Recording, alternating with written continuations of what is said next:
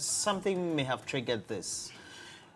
Shatta Wale claims that the reason why he made the post that started all this was because he felt that some prophets and men of God were not being taken to the gallows. The law was just not handling them well enough when they made all those prophecies, etc. Of course, it made the IGP subsequent the last Christmas and subsequent this one as well, try to put in some breakers in terms of that. What Shatta Wale did, was it necessary at all to trigger and subsequently his arrest? When it comes to Shatta Wale, you have to be careful what you say, huh? But I just think that there was a big lesson in all of this from Shatta Wale to Medikal, and that was, you know, the use of social media and the fact that it can be for your good and it can be for your doom. And sometimes people just underestimate the reach of social media. And so people take things for granted, thinking that they can just go out there and say anything. But I think that was the time where, if I remember right, the Ghana police were on a roll. Like, every small thing, they'll just arrest you, or, you know, if you're screeching on the road, they'll just, I mean, they arrested somebody who was doing some arbitrary on the road and all that. So I just think it was, maybe the timing too didn't help. It was at a time where they were very hot, looking for things to just set examples. But I don't think it was necessary. A lot of things that happen on social media are not necessary. And there's always that option of going private. If you have an issue with someone, you can always contact someone if you have information. Maybe it goes with your character, that's why. For your temperament, it's cool. But Charlie, some people love the controversial stuff, isn't it? I mean, and Shatta is one of them. Medikal is one of them. For artists, sometimes, especially when they've been out of the system for a while and people are not talking about them like they do want to. Maybe sometimes it helps with their brand image, even though it may not be the best of stories being written about them, but their names are still out there. But I think it was a deterrent that, you know, Ghana is not that free, because there had been that perception that you can always do stuff in Ghana and get away with it. And for Medikal, and I think he posted a picture of a firearm or something of that sort. And he ended up being remanded and all that. So I think it was a good example and a good lesson that not everything is so free down here. And I hope that they remain consistent with it, and it wasn't just in that whole buzz that, you know, the Ghana Police Service were in at that time. And you made a video about it. Yeah. You made a whole content about it, and it drew a lot of social media reaction, even from the team of Shatta as well. But Shatta seemed to have a whole following. It's very difficult going against him. It's not only him, but you go against his people. Yeah.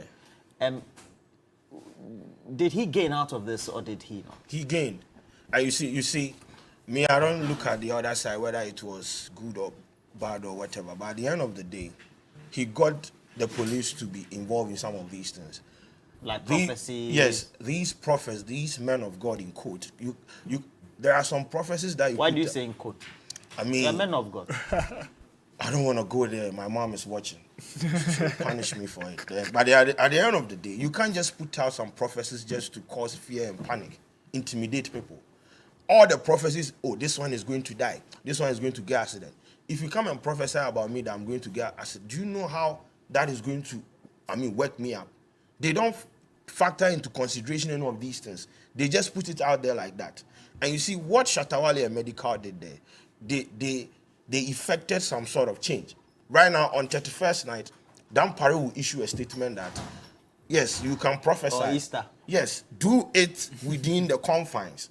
If you like, go and do it. You see, right now people are being calculated. People are prophesying using terms like umofia, republic, because they don't want to be direct with whatever they want to do. You understand? So at the end of the day, they achieved something. Something was birthed out of this.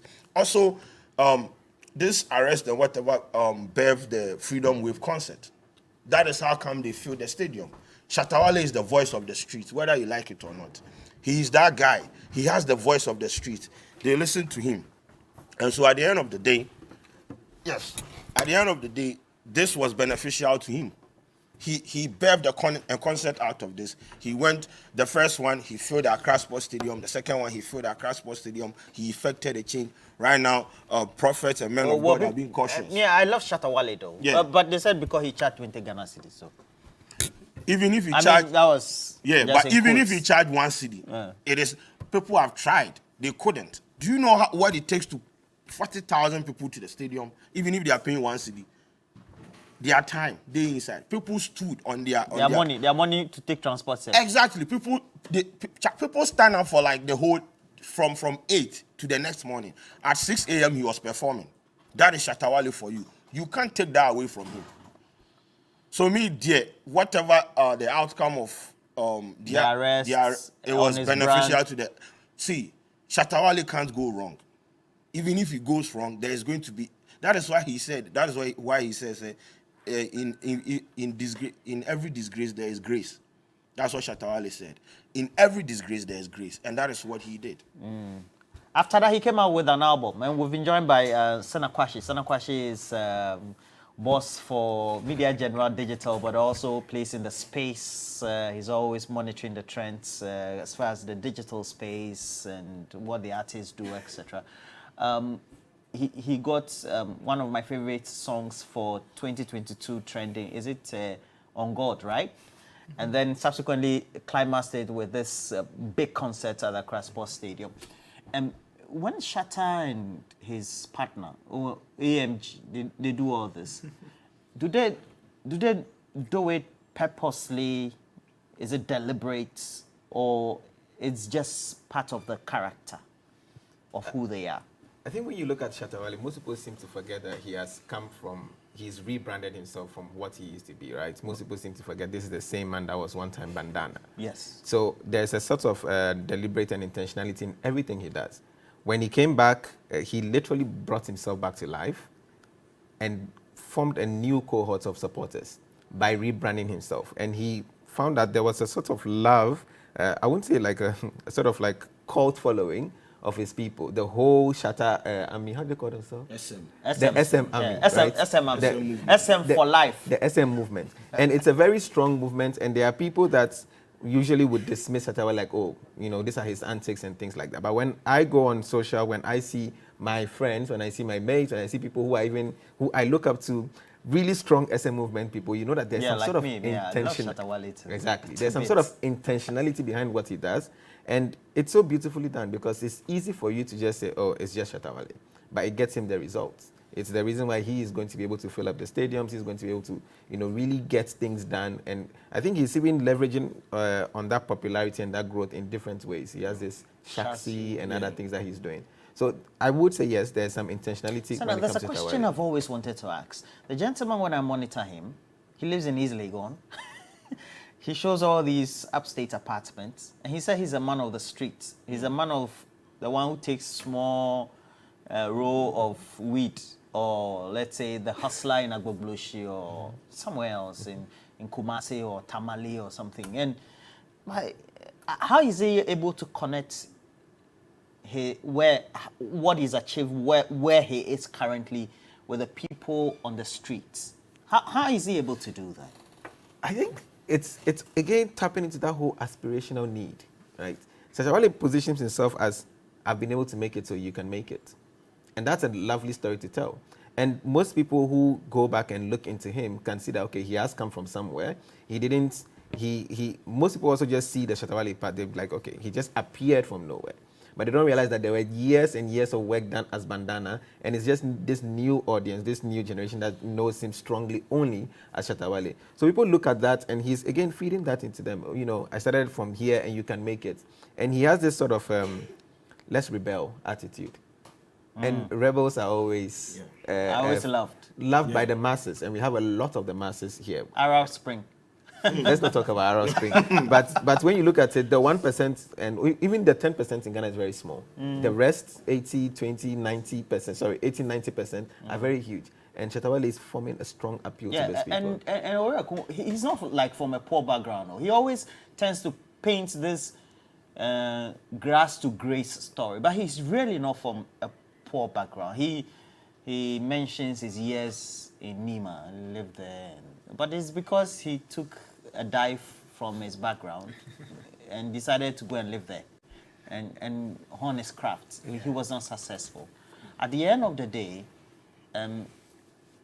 is he somebody that, if you look at the current brand of artists, need to study, who has transition generations? He was a mate of Samini. Yeah. And I will not say Samini is not relevant. Samini is an all-time generational relevant person. But you look at somebody who will be always in vogue, it is Shatta Wale. Why is he able to do that? Transition generations. That's a difficult one. But I think the thing with longevity is that you need to have something to hold on to. Whether it's your fan base, whether it's your vision, whether it's your belief. But I think these core values are usually what tends to fuel that ability to be able to rehash your content or make sure that you stay relevant. And for me, what Shatta Wale does is that he's one of the few, artists who appreciates his fans, and he understands that, these are the people who are there for him. And so I think whenever he comes to a media house, you can see people gather outside, and he doesn't, there are people who treat fans as fans and would just bulldoze their way through, wave a few. Shatta Wale would interact with their fans, will throw money. People know that they'll come and get breakfast money whenever Shatta Wale is around.